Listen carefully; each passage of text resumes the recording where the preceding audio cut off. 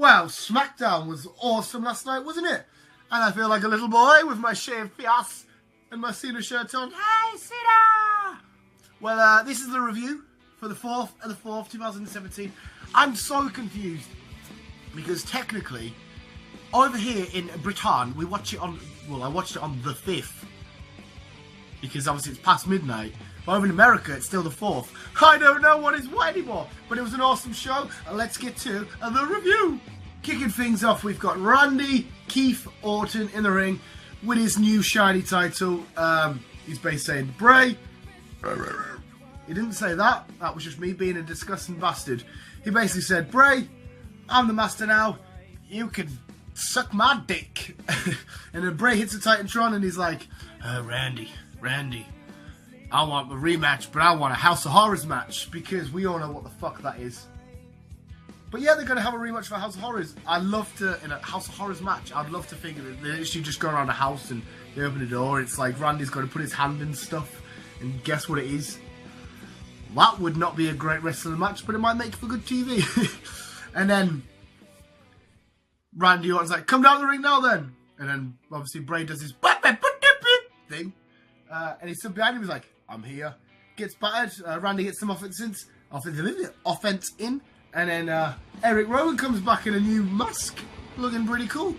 Jumps in, but then Luke Harper comes to save Randy Orton, which I'm not sure if I get.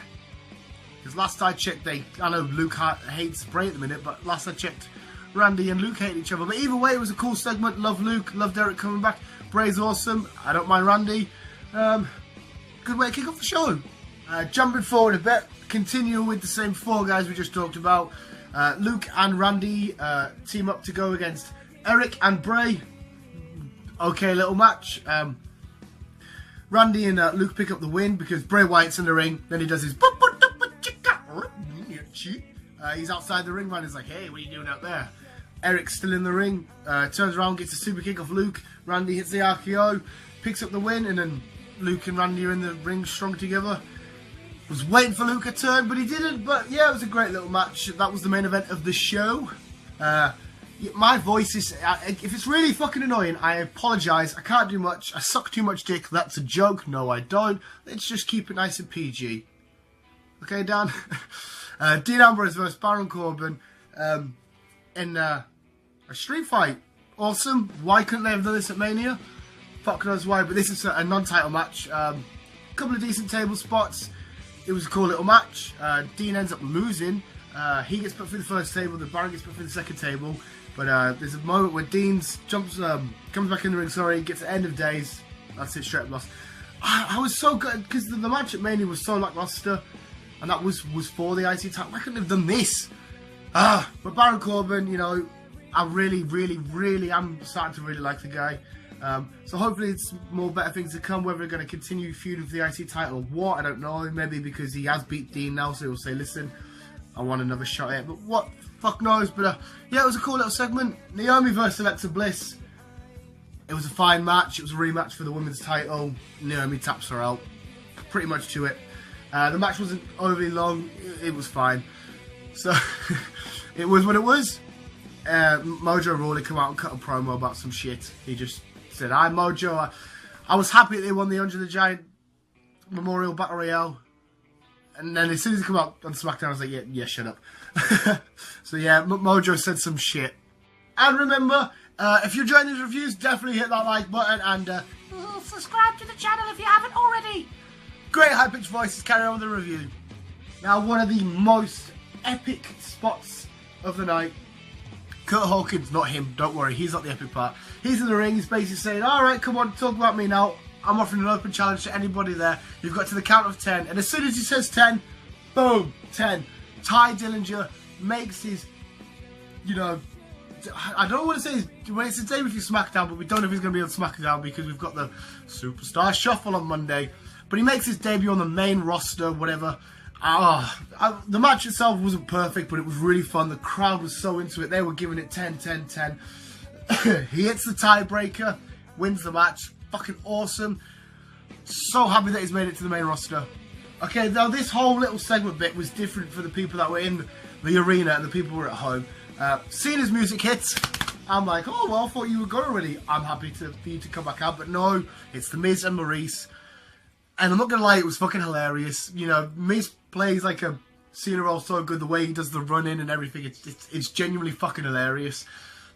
Maurice doing the whole Nikki Bella shit. But they're in the ring, cut a promo. Again, a funny promo. But then, a violinist just appears out of nowhere. And out comes Shinsuke fucking Nakamura. Yes! The crowd goes absolutely fucking loopy, and I can see why. I know why. I love the guy. He's amazing. He's loved by fucking every wrestling fan of all time in history and in the future. This is great because whenever this boy Horrible comes back, we can see him versus Nakamura. That'll be brilliant. We can see AJ Nakamura. I know they did it in New Japan, but they haven't done it in WWE. Yes, but his entrance, beautiful. Like I said, the crowd are absolutely loving it. And sort of like the Miz shuffles away. During ad break for us lot, but in the arena they got Dolph Ziggler cutting like a promo saying he wants to fight him in the main event. So I had to read this. I wasn't quite sure what it's saying. He wants to fight him in the main event in a dark match, but I never got to see this on TV, so I have no idea what the fucking score is. So I don't know what anything that happened. But regardless of what happened there, Nakamura has made it to the main roster, and I hope to God he stays on SmackDown in the Superstar Shuffle. You better fucking stay on SmackDown, you sexy little bastard. And I want to end things off by talking about the Shane and AJ Styles spot. Shane comes out first. He's on about the Superstar Shuffle and stuff. Him, Daniel Bryan, got to do something. But then AJ Styles' music hits. He comes down. He doesn't say a whole lot. He does a bit of talking. He's got a huge black eye. But I mean, we knew it was going to happen because there was some heavy punches at Mania against him and Shane. But it's not 100% confirmed that it wasn't legit. But there was. I think everyone knew there was a face turn there because he says, come out, I think I owe you this, whatever. He shakes Shane's hand and then he walks off, and then as he turns around and he gives it the whole, oh, I'm going to punch you in the face, and Shane's like, oh, and then AJ's like, no, and then he does this whole, but it was such a good segment. But the thing that proper made it for me, and maybe other people, was the fact that AJ says, listen, I don't want to go to Raw. I'm staying here on SmackDown. SmackDown is the house that AJ Styles built. You know, this is my brand. I run it, which is, I mean, Casino's not been there for the most part. It's 100% true. AJ was the face of SmackDown, putting on amazing matches. And now him as a face, it's going to feel slightly fresh as well. Get him up against whoever the hell you want as the face. He's going to put on amazing matches. Don't let him go to Raw. Please don't let him go to Raw. Because I'm blue. I want to do my reviews with AJ. Red can get to bed without being fed. That was fucking awful. But yeah, AJ Styles, please stay on SmackDown. And that was it. That was my review on fucking SmackDown this week. I've sounded like a fucking bag of dicks. Hopefully I've just spat at the camera as well then. I'm looking like a mess. Oh! Hopefully you stuck around all the way through the review though. Thank you guys so much for watching. If you haven't yet already, go check out whatever highlights you can from SmackDown. It was fucking awesome. It was hard to top what happened on Raw because the Hardys come down, Kurt Angle, general manager, the Revival called up. But I think it did a relatively good job at it. So, my hair, by the way, it isn't. I'm not like sweaty out, but I've just noticed there. I look like I'm pure. Hope you guys enjoyed. If you did, please leave a like, subscribe. And we'll see you next week. Well, I'll see you again through the week. But the next time we'll be talking about SmackDown. Next Tuesday. No, it won't. It'll be next Wednesday. Peace.